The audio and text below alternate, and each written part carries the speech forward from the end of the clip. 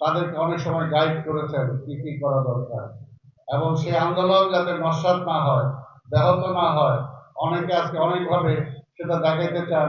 কি বলছে যে মির্জা ফখরুল বলছে এই আন্দোলন আমরা ই করছি না, অথবা ওইটার সময় বলা হয়েছিল আন্দোলনটাকে নস্যাৎ করার জন্যই বলা হয়েছিল রাজনীতি ঢুকে গেছে আন্দোলনে, বিএনপি জামাত ঢুকে গেছে আন্দোলনে।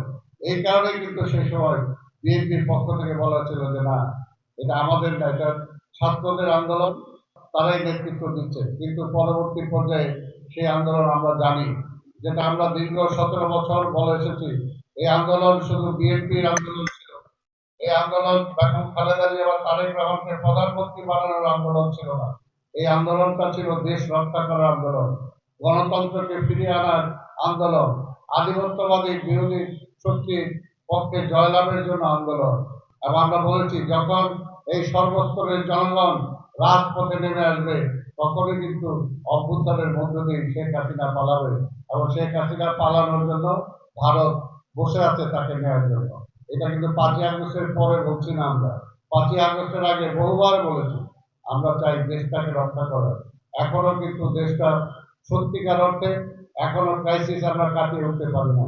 একটা অন্তর্বর্তীকালীন সরকার আমরা এনেছিলাম, এই সরকার আসার সাথে সাথে একটা রোড ম্যাপ ঘোষণা করবে, তারা কতদিন থাকতে চায় সেটা বলবে, তারা কি কি করতে চায় সেটা বলবে। কিন্তু হাজারবার বলার পরও তারা কিন্তু সেটা পরিষ্কার করে না।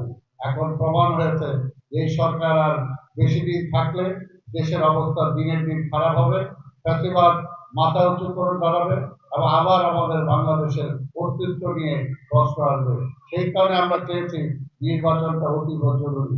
সেই কারণে আমরা চাই একটা জরুরি ভিত্তিতে নির্বাচন, যতটুকু সংস্কার হয়েছে সেই সংস্কারের মধ্য দিয়েই একটা নির্বাচিত সরকার, একটা নির্বাচিত পার্লামেন্ট দরকার।